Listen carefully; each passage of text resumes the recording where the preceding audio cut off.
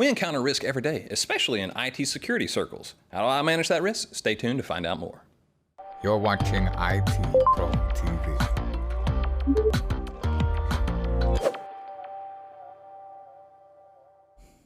Greetings, everyone, and we're back with more GSEC. And I tell you what, I know you're on the edge of your seats because we're talking about IT risk management. I'm just gonna let that sink in for a moment.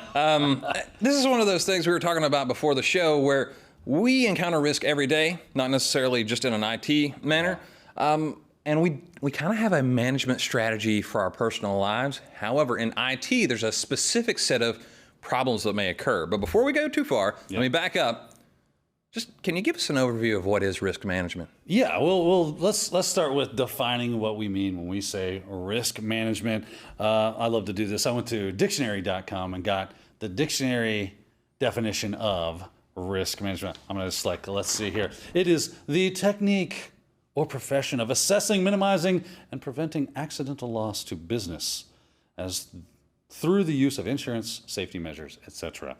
That is the dictionary.com version of that. I went with that because I thought it was a very good generalized statement of what risk management is in general. Now we're talking IT risk management, so we're kind of subsetting that down, but you can take general business and just slap IT into that, and now you've got yourself a definition of what risk management is. Now, Justin's made a few jokes already, and because it's funny, someone says, let's do risk management. Not a lot of people go, oh, yay, this'll be fun. Because it's not fun. I think I figured out why in the span of us starting this show till right now.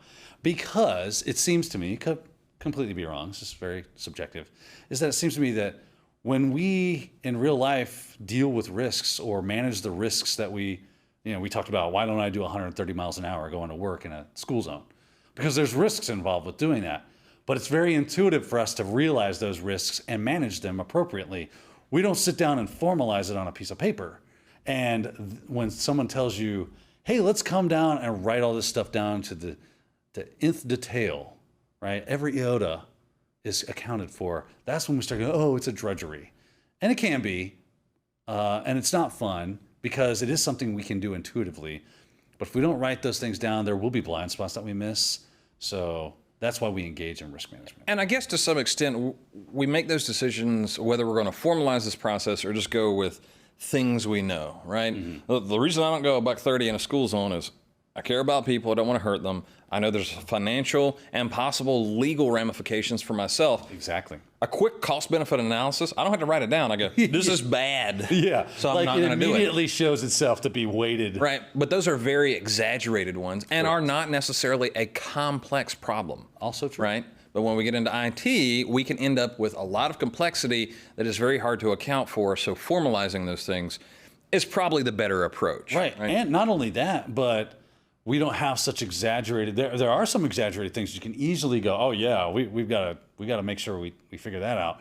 But there are probably going to be some things that are going to be much more subtle and might fall on one side of the line or the other as far as what you'll accept based off of some very minute detail, right? So while yes, this can be not fun to do, it is a vital important, which is why you see it in incident handling, why you see it in disaster recovery, business continuity. You must first assess those risks so that you know how to perform those actions after the risk has actually been propagated, right?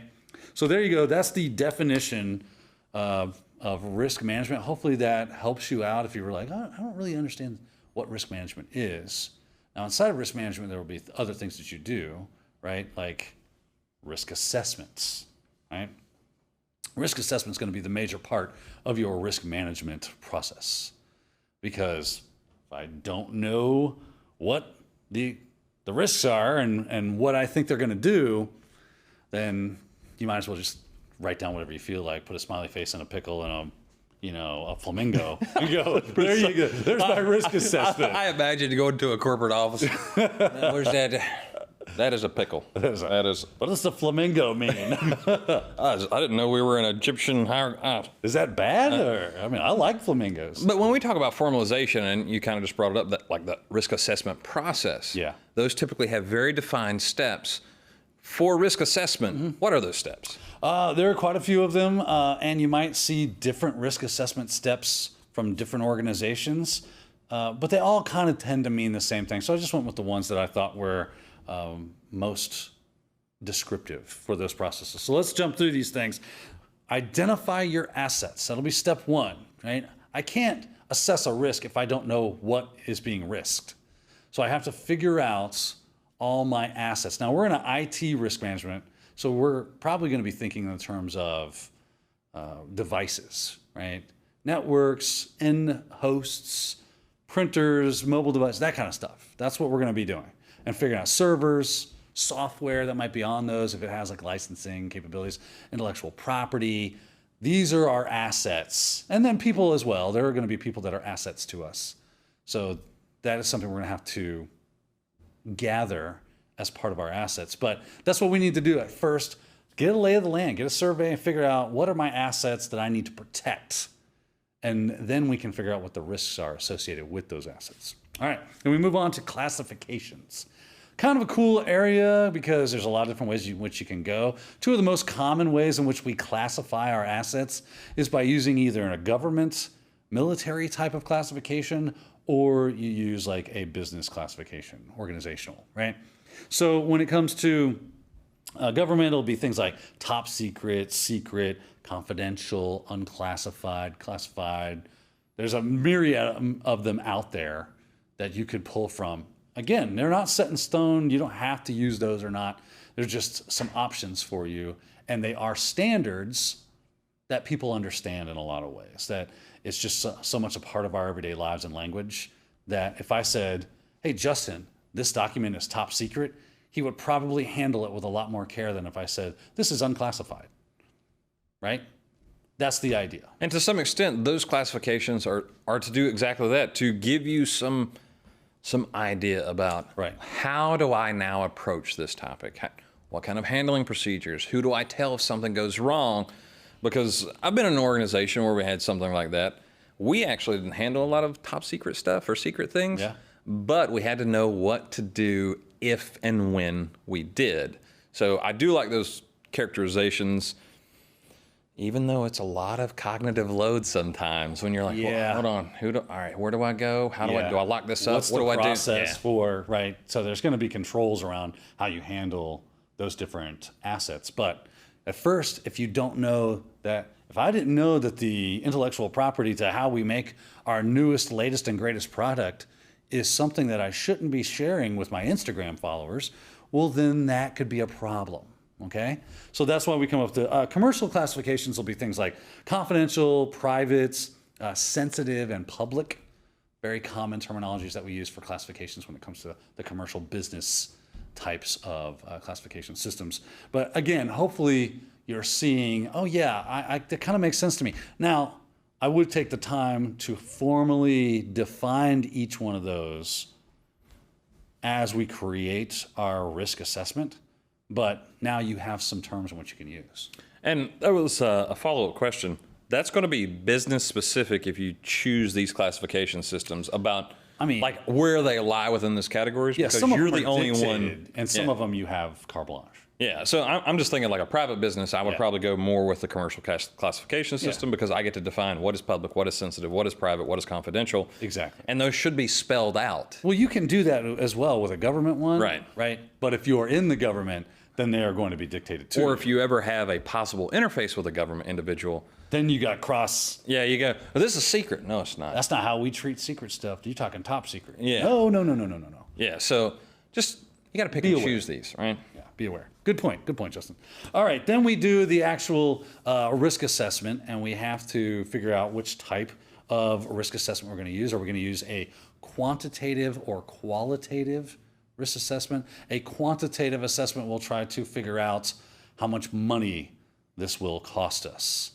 You typically will see a formula, ALE equals SLE times arrow, which is, so I love remembering these. ALE, which is annual loss expectancy, equals SLE, SLE, which is single loss expectancy, times arrow, ARO, which is annual rate of occurrence.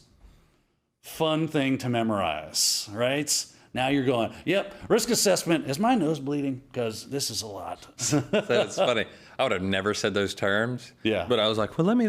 Oh yeah, I got you. Yeah. Yeah, I It's got. very common. Yeah, like okay, carry on. Yeah, carry on. But using that, you should be able to come up with a monetary value of how it's going to impact our organization if this risk occurred, and then you can classify it accordingly. Then you have the qualitative, which says this be bad, this not so bad, this good, this really bad, right? We're figuring out what level of impacts are we going to have against our organization using a qualitative. Now, that can include a monetary value because loss of all your money, I would assume would fall under really bad if that were your classifications that you were using. So depending on what kind of organization you are, you might fall on one side of the fence or the other. Again, it's all subjective at this point. Let's see here. I say bad, really bad. I like to give you some more formulas. A lot of times you'll see low, medium, and high types of things. And you'll come up with usually a risk matrix, kind of a chart so you can see where these things fall. You can throw the darts at it and go, oh, okay. One of my favorites is the, I like to call them RAG charts. You might see it just as a risk matrix. RAG is red, amber, green, or red, yellow, green, kind of a matrix. Actually, I have one on my screen here for you so you can take a look and get a better visualization of what that looks like. And you see the green on this side, and we have likelihood and impacts. You also might see this as like frequency or probability versus severity instead of impact, right? So how often is this going to happen and how will it impact us? Or what's the likelihood of this is going to happen and how will that impact us? So you see different ways that these come out. But here we have green, which means that's kind of low, and then yellow you have medium, red is going to be your highs. And you're going to probably even tease this out a whole lot more with, it'll be a medium high, and maybe that's going to be orange. Or if you're already using orange, it'll be a different color. Maybe it'll be a gradient scale. But a lot of times, it's easy to go with red, amber, green kind of thing. Look what we're looking at here. Are these matrices always going to have this shape kind of organization? Because I can think of times where maybe it's low impact, but the frequency of occurrence is so high that it becomes a high consideration. If it becomes a high consideration, then it will just go into the high. Okay. Even if, so yeah, sometimes you have things that outweigh the frequency. And once you've determined that, so especially if we were going with something like a quantitative, right, we would figure out, well, that's a lot, even though it's a low probability or like of occurrence, like maybe it doesn't happen very often, but if it does happen, we would be devastated. Yeah. So it's probably going to hit over in the low high area. You know what I mean? So yeah, take those into account. These aren't perfect. They just give you an idea of how risk might work itself out and giving you some severities of those. So there we go. That's a RAG or a risk matrix. The next thing we need to do is document our findings. Documentation, if you at all can and should be documenting all of this stuff, because if we don't write this stuff down, we tend to forget. What did we do? What was the, Bob, do you got the, it's all over the place. Make a formalized document that says, this is our risk assessment. Here are the risks that we have found. Here how we have assessed their impact to our business or our organization, and also other stuff. People that are involved, how long it should happen, what's the revision. This is lather, rinse, repeat if you've been watching some of our more document or management type of episodes. Very common occurrences with that type of stuff. Let's see here. This is also something we need to do, continuous monitoring. That this is not a one and done thing, nor is it something that we go, we did that and I feel good, so we're just going to stick this on the shelf and check a box and call it done. No, you need to be monitoring that risk and that performance of the controls that we've decided to put in place of that risk. So we're always reviewing for change. This is a great time for us to get into change management. Okay, well, this isn't really what we thought it was, so we need to make a change. Let's go through the formal process of making that change, revising our documentation. I know it's a lot of work. I know it can make you like, I don't want to do all this, but it's super important. I've been through it, and it really did change my mind on, like, I didn't like doing it, but I understood the importance and the impact of it, which made me go, this is something we need to do. So I'm just going to set my meter on get it done and try to do the best job I can on it. And that should be, if you're not finding this to be like making your heart go pitter patter and you're thinking this is going to be a drudgery, maybe that can help you out as well. It's one of those things where, as Justin goes, I'm the second guy. it's one of those things where, I'm tired. I don't want to do that. Like, it is the exact opposite of things that I enjoy doing. Yeah. However, you know what I enjoy less? Being in front of like a legal, Yeah. and going, You are going to laugh, What? Judge. didn't even think of that. Yeah. Did you spend any time? Nope. Well, I mean, Oops. Now, Daniel, there's times where we look at these risks and they're like, we have to go, you know what, this is just going to cost too much for the impact that it's going to have and the likelihood that it's going to occur. I'm going to accept this risk. So I'm guessing there's different levels of like risk acceptance. yeah. Those, what is that? Appetite? Risk appetite. That is what this is called. It's once we've figured all the risk out in the world, how do we deal with that? What is going to be our mode of operation for the different risks that we have? And there's a couple of ways in which you can handle each one of these risks that you come across. And that will dictate what your appetite is, right? So your risk appetite might be to avoid the risk. You know what? We're just not going to do this at all, because the risk is just way too high.